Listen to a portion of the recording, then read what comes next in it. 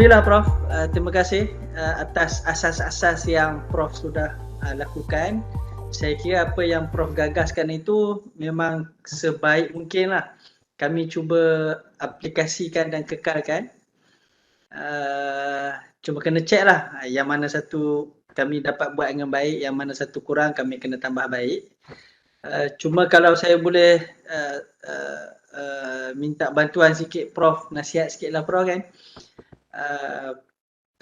Kalau Prof telah mulakan dengan baik dengan gagaskan di ISDEF, tapi sekarang ni situasi Alhamdulillah berkat usaha orang awal-awal di ISDEF ni, ISDEF dah semakin berkembang, bermakna kita ada beberapa kelompok, antaranya orang luar sudah mula menjemput warga ISDEF untuk turut sama-sama jadi penyelidik ataupun bekerjasama lah dengan pihak luar. Itu satu. Yang kedua, ada ketikanya warga ISDEF sesama alumni. Mereka berkumpul, mohon satu grant. Tapi masing-masing dekat universiti masing-masing lah kan. Itu kelompok yang kedua. Ataupun kelompok yang ketiga, warga ISDEF dijemput keluar untuk bekerjasama di luar institusi USM dan juga di institusi ISDEF. Ada isu dia macam mana Prof? Sama ada orang luar datang menyelidik bersama ISDEF ataupun lebih-lebih lagi kalau kita pergi keluar, saya tak tahu istilah yang tepat macam mana, tapi dia macam istilah Piramlinya Prof, baik hati Prof. Jadi dari sudut budaya-budaya ISDEF tu semacam dikompromikan ataupun tak apalah, begini kita kurang sikit kan. Dia jadi macam nak kata lemah iman, taklah kot. Iman hopefully sentiasa tinggi pagi dan petang kan. Cuma yalah mungkin dari sudut pengalaman, dari sudut ini kan, kalau macam di ISDEF ya kita strict, tiada boncengan gratis, semua orang jelas dan tak ada orang petikai kan. Tapi bila kita sesama sebuah kumpulan, sama ada orang luar datang, orang luar kata pendapat kami tak ada isu pun, tergugat dah. Ataupun kalau kita pergi dekat luar, kita pergi kat universiti luar, kata kami memang macam ni buat, so kami kena ikut.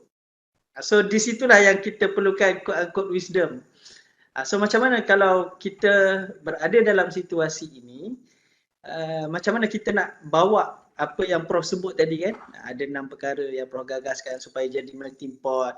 Ini mungkin antara isu yang timbul apabila kita bercakap dalam rentas jemaah Prof.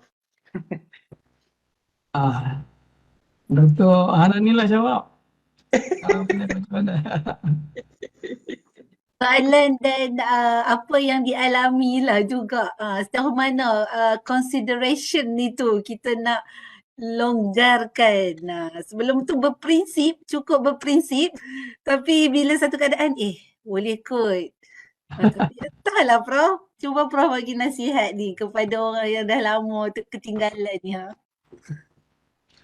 Dia benarlah itu apa ni, realiti yang terpaksa kita hadapi.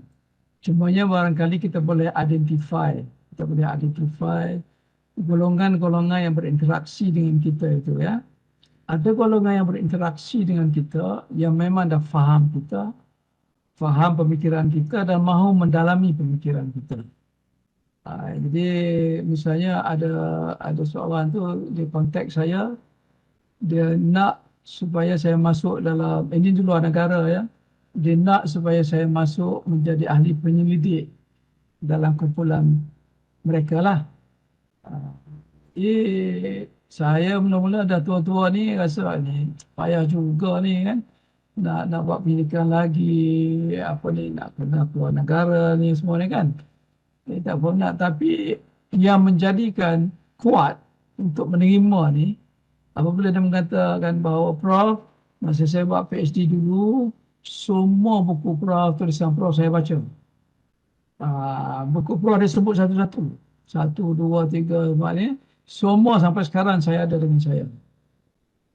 Jadi kalau saya begitu, kalau kita fikir begitu, orang ni memang faham dah kita punya fikrah. Sebab dia dah baca kan. Orang ni dah faham dah, dia dah tahu dah tentang kita. Malah apabila rombongan mereka datang pun, salah seorang mengatakan, Prof, semalam saya baca artikel Prof.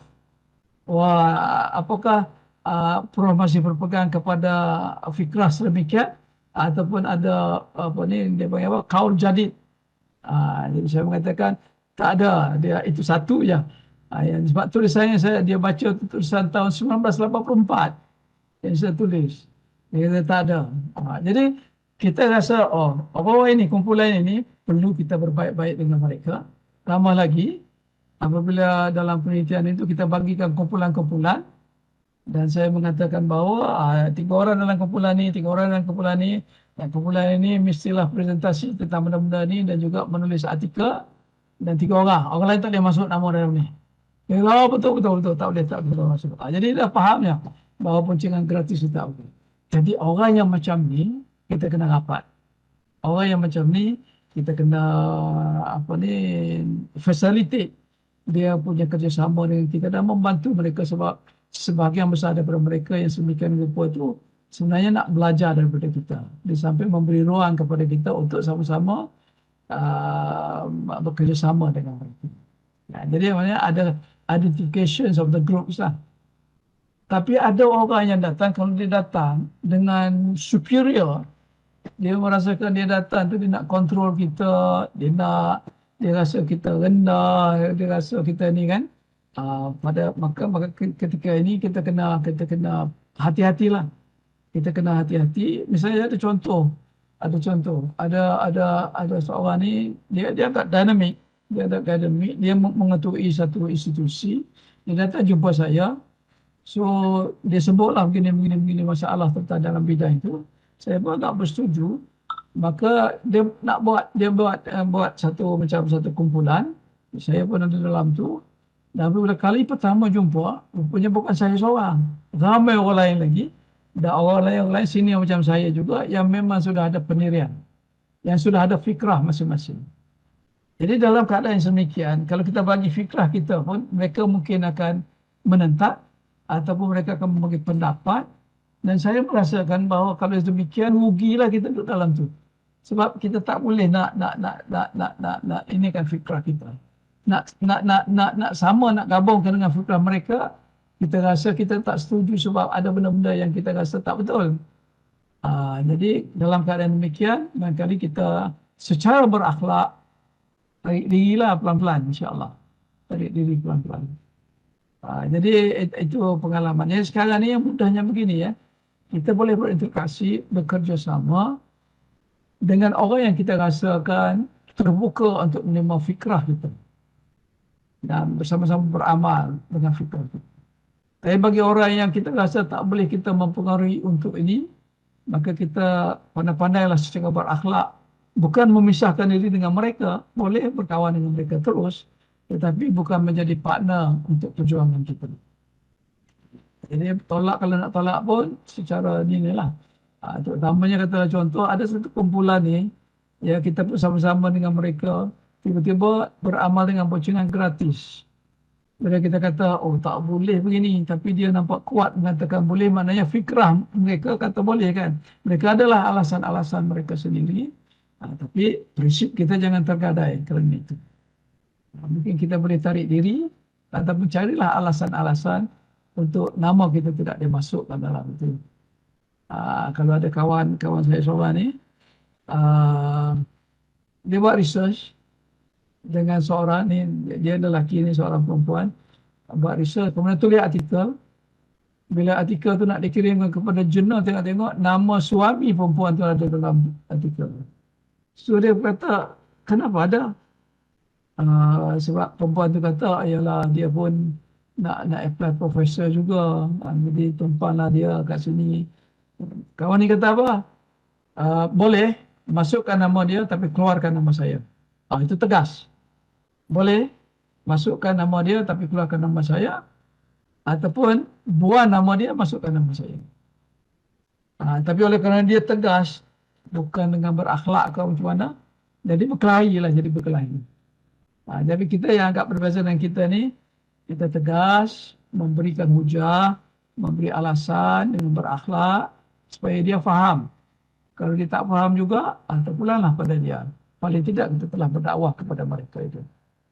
Ya, jadi pandai-pandailah melihat latar belakang, fikrah mereka itu masing-masing. Ya.